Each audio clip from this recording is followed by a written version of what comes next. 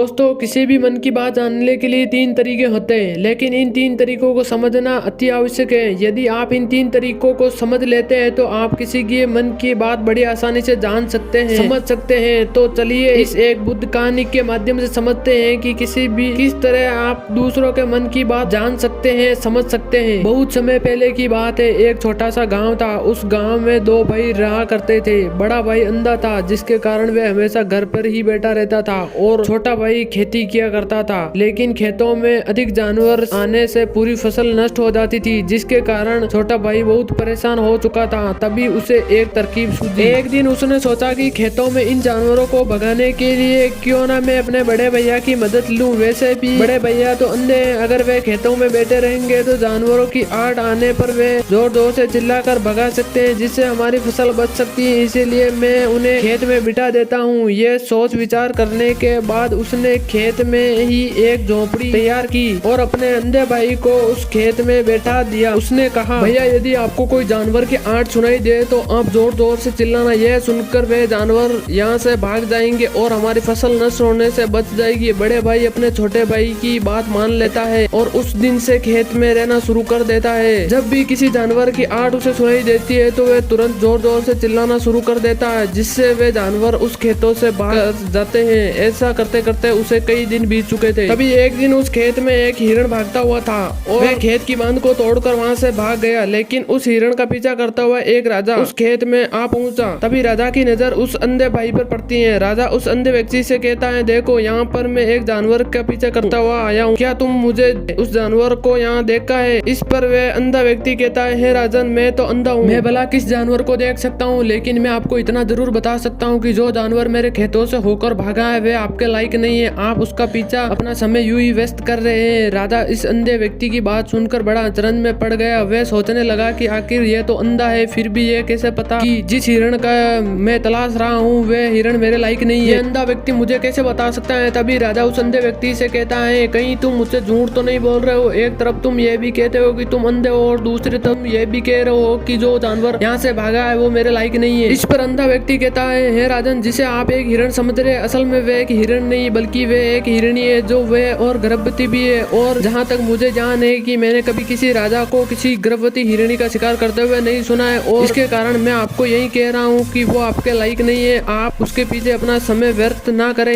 ये सुनकर राजा और भी अचरज में पड़ जाता है और वो ये सोचने लगता है कि आखिर ये अंधा आदमी कैसे जान सकता है कि वो एक हिरणी है और गर्भवती भी है। राजा कुछ देर सोच विचार करने के बाद अपने सेनापति से कहता है, सेनापति जी, मुझे वो जानवर जिंदा चाहिए, क्योंकि मुझे ये पता करना है कि वो एक हिरणी है और क्या वे गर्भवती भी है, क्योंकि ये अंधा आदमी बहुत विश्वास के साथ कह रहा है। मुझे इस बात की पुष्टि करनी है कि यदि वे एक हिरणी हुई और गर्भवती हुई तो वो हमारे शिकार के लायक नहीं है, क्योंकि हम तो एक हिरण का पीछा कर रहे थे। इसीलिए जाओ और पता करो कि वे क्या हिरणी है। सेनापति राजा की आज्ञा लेकर आगे की ओर बढ़ चलता है और कुछ देर बाद जब वापस वे लौट कर आता है तो वह राजा को कहता है, हे राजन, इस अंधे आदमी ने जो भी बात कही वो बिल्कुल सही है। वो एक हिरणी है और वह गर्भवती भी है। यह सुनकर राजा आश्चर्यचकित रह गया। उससे समझ नहीं आ रहा था कि आखिर ये अंधा आदमी कैसे बता सकता है वह एक जानवर है, वह एक हिरणी है और तो और वह एक गर्भवती भी है। भला एक अंधा आदमी ये कैसे देख सकता है, ये कैसे जान सकता है, आखिर इससे ये कैसे पता चला? ऐसे अब कई सारे प्रश्न अब राजा के मन में उमड़ने लगे। अब राजा ने ठान लिया था कि मुझे इस बात पर कि यह तक पहुंचना ही है। आखिर ये अंधा आदमी कैसे जान सकता है कि वे एक जानवर है, वे एक हिरण है? ये सोचकर राजा उस अंधे आदमी के पास जाता है और उस अंधे आदमी से कहता है, देखो, मैं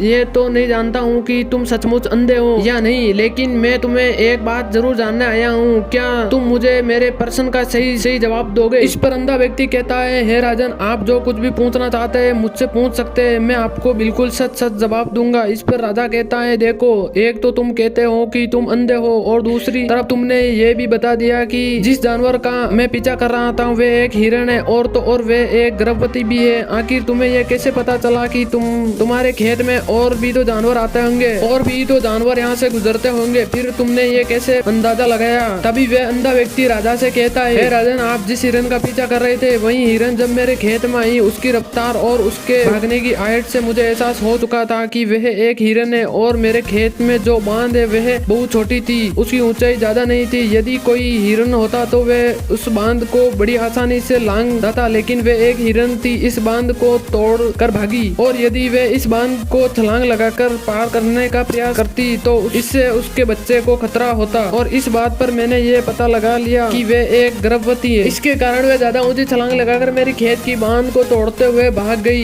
इस पर राजा के मन में एक और प्रश्न उठा। राजा ने कहा, किंतु तुम्हें कैसे पता चला कि वह एक हिरनी है? और तो और वह कोई और जानवर भी तो यहाँ पर आ सकता था। इस पर वह अंधा व्यक्ति कहता है, हे राजन, मैं पूरा दिन सुबह से शाम यहीं पर बैठा रहता हूँ और मेरी सुनने की शक्ति बहुत तेज है। मैं ये भाप जाता हूँ कि कौन सा जानवर मेरे खेत से आया है और उसके आधार पर मैं जोर जोर से चिल्लाता हूँ ताकि वो मेरे खेत से भाग जाए और मेरे खेत की फसल को नष्ट ना कर पाए। राजा उस अंधे आदमी की यह बात सुनकर पूरी तरह से संतुष्ट हो चुका था। वह मन ही मन सोच रहा था कि यह आदमी तो भले ही अंधा है लेकिन यह तो बड़ा ज्ञानी है। मालूम पड़ता है इस आदमी से कुछ ना कुछ काम निकलवाना चाहिए। ये सोच विचार के लिए राजा वहाँ से वापस अपने महल की ओर लौट जाता है। राजमहल पहुंचते ही राजा उस अंधे व्यक्ति से कहता है, आप तो बड़े ज्ञानी व्यक्ति हो, आपको तो किसी भी बात का पता बड़ी आसानी से चल जाता है। आज मैंने आपको इसीलिए बुलाया है क्योंकि मैं आपसे जानना चाहता हूँ कि मेरी पत्नी पतिव्रता है या नहीं। इस पर वो अंधा व्यक्ति कहता है, हे राजन, ये कैसा प्रश्न हुआ? इस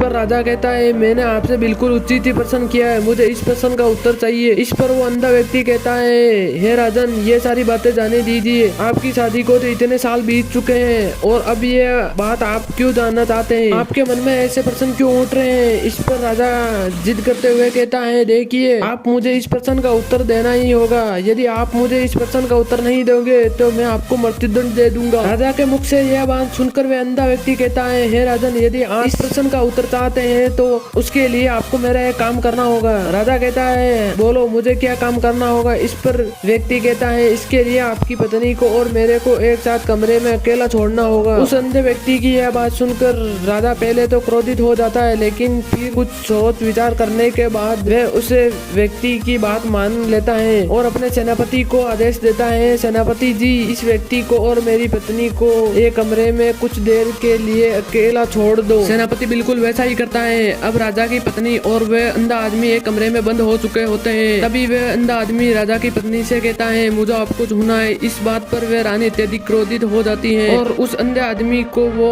पकड़ कर पीटने लगती है, कभी हाथों से तो कभी लातों से और कभी पटक पटक कर। इस तरह से उन्होंने उस अंधे आदमी को खूब पिटाई की। उसके बाद किसी तरह से वह अंधा आदमी अपनी जान बचाकर भाग निकलता है और वह राजा के पास जा पहुंचता है। वह राजा को कहता है, हे राजन, आपकी पत्नी पतिव्रता नहीं। राजा ये बात सुनकर अत्यधिक क्रोधित हो जाता है और वह अपनी तलवार उठाकर सीधा अपनी पत्नी के पास जाता है और क्रोधित होकर वह अपनी पत्नी से कहता है, हे रानी जी, आज मुझे जो भी सवाल आपसे करने वाला हूँ उसका मुझे सच सच जवाब दीजिए और यदि आपने एक शब्द भी झूठ कहा तो मैं आपका अभी के अभी सर धड़ से अलग कर दूंगा। तभी आगे बढ़े राजा कहता है, मुझे बताइए, क्या आप पतिव्रता है या नहीं? इस पर रानी कहती है, हे राजन, भले आप मुझे जान से मरवा दीजिए लेकिन मैं पतिव्रता नहीं हूँ। राजा ये बात सुनकर बहुत खुश हुआ क्योंकि उस अंधे आदमी ने जो भी कहा वे बिल्कुल सच था। ये बात सुनकर तुरंत राजा उस अंधे आदमी के पास पहुँचता है और आकर उस अंधे आदमी से कहता है, तुम्हें यह कैसे पता चला कि मेरी पत्नी पतिव्रता नहीं है? इस पर वह अंधा आदमी कहता है, हे राजन, बड़ी सीधी सी बात है, मैंने आपकी पत्नी से तो बस इतना ही कहा था कि मुझे आपको छूना है और इस बात पर वे इतना क्रोधित हो उठी कि उन्होंने गुस्से में आकर मुझ लाते गुस्से से पीटना शुरू कर दिया। और भला कोई औरत किसी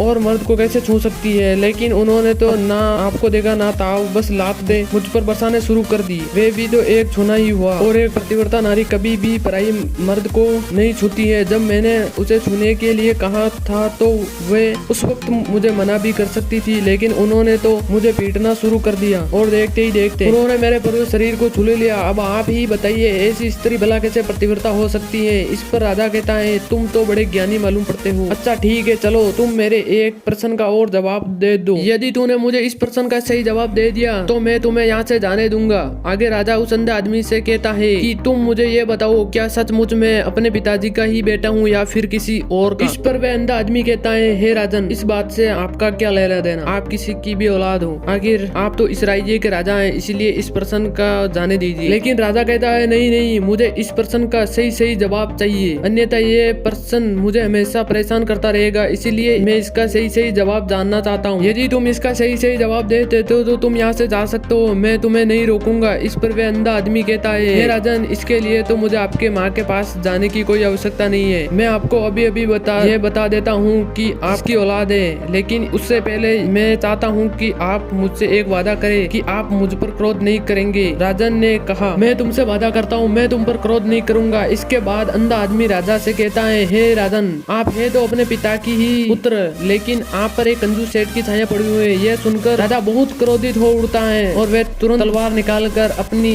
माँ के पास जा पहुँचता है। वह वहाँ पर पहुँचने के बाद अपनी माँ से कहता है, माँ मुझे सच सच बताइए, क्या मैं अपने पिता का ही पुत्र हूँ? यहाँ नहीं, यदि आपने मुझे ये सही नहीं बताया तो वह यहीं पर अपने प्राण त्याग दूंगा। मुझे बताओ क्या सच है? इस पर वह उस राजा की माँ कहती है, बेटा तू है तो अपने पिता का ही पुत्र, लेकिन तुम्हारे ऊपर एक कंजूस सेठ की छाया पड़ी हुई है। जब मैं एक बार नहाने के बाद अपना मुंह आईने में देख रही थी, तभी उस कांच के पीछे मुझे एक कंजूस सेठ नजर आता है और उसकी छाया तुम पर पड़ चुकी थी। यह सुनकर राजा बहुत खुश हो जाता है और वह तुरंत दौड़े दौड़े वापस उस अंधे आदमी के पास पहुंच जाता है और उस अंधे आदमी से कहता है, तुम्हें यह कैसे पता चला कि मुझ पर एक कंजूस सेठ की छाया पड़ी हुई है? इस पर आदमी कहता है, हे राजन, आपने तो मुझसे कई सारे सवाल पूछे जिनका जवाब मैंने आपको सही दिया है। यदि कोई और राजा होता तो मुझे इसके बदले ढेर सारे इनाम मिल चुके होते, लेकिन अब तक आपने एक फूटी कोटी तक नहीं दी। इस बात से ही मैंने अंदाजा लगा लिया था कि आप बहुत कंजूस हो। यह बात सुनकर राजा जोर जोर से हंसने लगा और कहता है, आप जो भी मांगोगे वो मैं आपको अवश्य दूंगा, लेकिन तुम मुझे बताओ कि तुम्हें कैसे पता चल जाता है कि कौन सी बात सही है और कौन सी बात गलत है? तुम किसी भी बात को इतना सटीक और सही जवाब कैसे दे पाते हो? इस पर अंधा आदमी कहता है, हे राजन,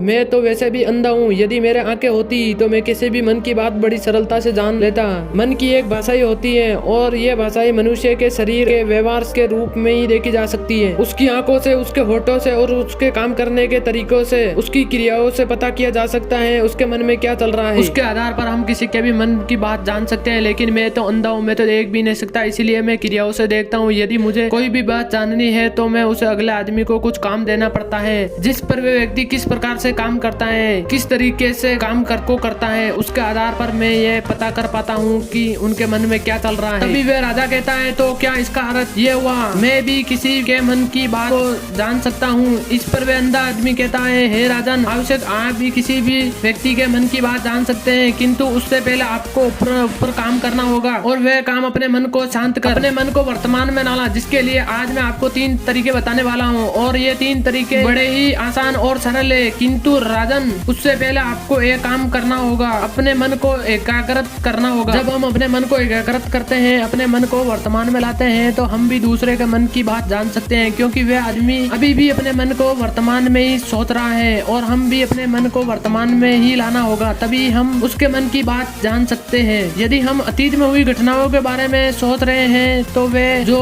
अगला आदमी वर्तमान में सोच रहा है और वर्तमान में अपने मन में बात कर रहा है, वह हम कैसे जान पाएंगे? क्योंकि हम तो अतीत की घटनाओं में डूबे हुए हैं। इसीलिए किसी भी मन की बात के जानने के लिए सबसे पहले हमें हमारे मन को एकाग्रत करना होगा, उसे वर्तमान में लाना होगा। आगे वे व्यक्ति राजा से कहता है, हे राजन, जो 3 तरीके मैं आपको बताने वाला हूँ, इन 3 तरीकों से बड़ी आसानी से किसी भी मन की बात जान सकते हैं। उसके बाद वे अंधा आदमी राजा से कहता है, हे राजन, जो सबसे पहला तरीका है वह आंखों पर ध्यान देना। किसी व्यक्ति की बात करते वक्त उसकी आंखों में देखना, उसकी आंखों पर ध्यान देना, जो सबसे ज्यादा जरूरी है, क्योंकि आंखों बोलती नहीं है पर वे बहुत कुछ कह जाती हैं। यदि हम किसी व्यक्ति की आंखों के इशारों को समझना सीख जाए, हम ये जान पाएंगे कि व्यक्ति के दिमाग में क्या चल रहा है और वे क्या सोच रहा है और अभी वे क्या करने वाला है। मेरे पास तो आंखें नहीं, लेकिन मैंने भी अपने गुरु से ये विद्या सीखी है, क्योंकि बहुत सालों पहले मेरे पास भी आंखें थी और मैं उस वक्त लोगों के मन की बात केवल उनकी आंखों से ही जान लेता था। इसीलिए यदि आप भी दूसरों के मन की बात जानना चाहते हैं तो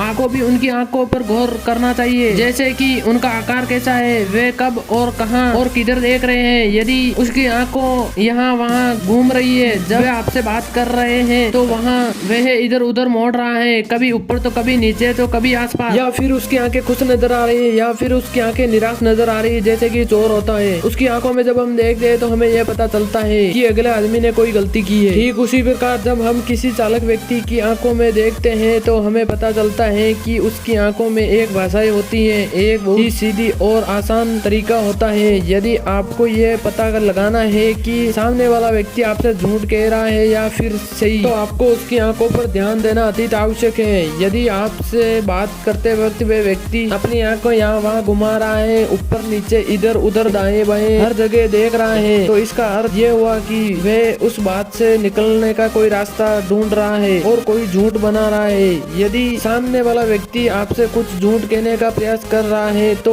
वह आपसे नजर नहीं मिला पाएगा। वह यहाँ वहाँ देखेगा, ऊपर नीचे देखेगा, लेकिन वह आपकी आंखों में आंखें डालकर नहीं देख पाएगा, क्योंकि उसे डर है यदि उसने आपकी आंखों में आंखें डालकर देखी तो उसका झूठ पकड़ा जाएगा और लोगों को सच्चाई का पता चल जाएगा। और इस प्रकार कुछ ऐसी भी भाषाएं होती हैं, जब आप किसी के आंखों में आंखें डालकर देखना शुरू कर दे कि उसका हाव भाव क्या है, ठीक उसी प्रकार चेहरे के हाव भाव भी होते हैं, जिसे हम मन की बात बड़ी आसानी से समझ सकते हैं और इन्हें भी समझना बहुत जरूरी है। कभी कभी कोई व्यक्ति अपने चेहरे से जैसे आंख, होठ और बहुत से कुछ अलग अलग व्यवहार करता है। यदि आप किसी व्यक्ति के चेहरे में गौर करेंगे तो आपको आसानी से समझ पाएंगे कि वह व्यक्ति निराश है। जब व्यक्ति बहुत उदास हो या फिर वह बहुत खुश हो या फिर उसके कोई बहुत बड़ा दुख हो, वह अपने अंदर क्या महसूस कर रहा है, ये सारी बातें हम उसके चेहरे से के हाव भाव से पता कर सकते हैं। फिर चाहे इंसान जुबान से कुछ बोले या ना बोले, लेकिन आप उसके चेहरे से सब कुछ पता कर सकते हैं। आगे व्यक्ति राजा से तीसरा तरीका बताते हुए कहता है, हे राजन, इस प्रकार तीसरी भाषा भी है, अर्थात तीसरा तरीका भी है, और वे हाथों के इशारों और शरीर के व्यवहार। मन की बात समझने के लिए हमें हाथों के इशारों और शरीर के व्यवहार को समझना बहुत आवश्यक है। कोई व्यक्ति जब बात करता है तो आपने देखा होगा कि वह अपने हाथों को हिलाता रहता है, अपने हाथों को इशारा करता है। बातों के साथ साथ अपने शरीर का जो पूरा व्यवहार है अर्थात बॉडी लैंग्वेज, उसका भी उपयोग करता है। इससे हमें यह पता चलता है कि वह व्यक्ति हमारी बातों पर कितना ध्यान दे रहा है और उसके मन में क्या चल रहा है। शरीर के व्यवहार को देखने के लिए उसके हाथ मटकाने, शरीर मटकाने और चेहरे पर बार बार हाथ लाल, हाथों का एक दूसरे से मसलना, ऐसी बहुत सी क्रियाएं होती हैं, उस पर हमें ध्यान देना अति आवश्यक है। मन की बात को समझने के लिए हमें शरीर के व्यवहार को भी समझना पड़ता है। यदि हम इन तीन तरीकों को सही तरीके से ध्यान देकर इन तीन तरीकों को अच्छे से समझ लेते हैं तो हम बहुत ही जल्दी किसी भी व्यक्ति के मन की बात बड़ी सरलता से और सहजता से जान सकते हैं। इसलिए यदि आपको किसी के भी मन की बात जाननी है तो आपको उसकी आंखों पर, उसके चेहरे पर और उसके शरीर के हाव भाव को और उसके हाथों को ध्यान पूर्वक देखना और समझना होगा, जिससे आप ये समझ पाएंगे ये आखिरकार उसके मन में चल क्या रहा है और वे क्या सोच रहा है। लेकिन उनके मन से पहले आपको अपने मन को एकाग्रत करना होगा, शांत करना होगा और अपने मन को वर्तमान में लाना होगा। तभी आप उस व्यक्ति की इन सभी क्रियाओं पर ध्यान दे पाएंगे, उन्हें समझ पाएंगे। अन्यथा आप यदि अतीत की घटनाओं में व्यस्त हैं, भविष्य की योजनाओं में व्यस्त हैं, तो आप उस व्यक्ति के हाव भाव पर कभी ध्यान ही नहीं पाएंगे और ना ही आप उस व्यक्ति से यह समझ पाएंगे कि आखिर उस व्यक्ति के मन में चल क्या रहा है, वे क्या सोच रहा है। आपने देखा होगा कि ऐसे कई बड़े संत महात्मा है जो बड़ी ही शांति से आपको देखते हैं और आपको देखकर ही यह बता देते हैं कि आपके मन में क्या चल रहा है, आप उनसे क्या जानना आए हैं। और इसका सबसे बड़ा प्रमुख कारण यही है, कहीं वे आपको पढ़ सकते हैं, आपको समझ सकते हैं, आपके मन की बात जान सकते हैं, क्योंकि उनका मन एकाग्र शांत है और यही कारण है कि वह मन की बात बड़ी सरलता से समझते हैं। अब आपको मैं अनुरोध करता हूँ, आपको ये वीडियो पसंद आई है तो इस वीडियो को लाइक करें और चैनल को सब्सक्राइब करें और कमेंट में भगवान गौतम बुद्ध का नाम जरूर लिखें।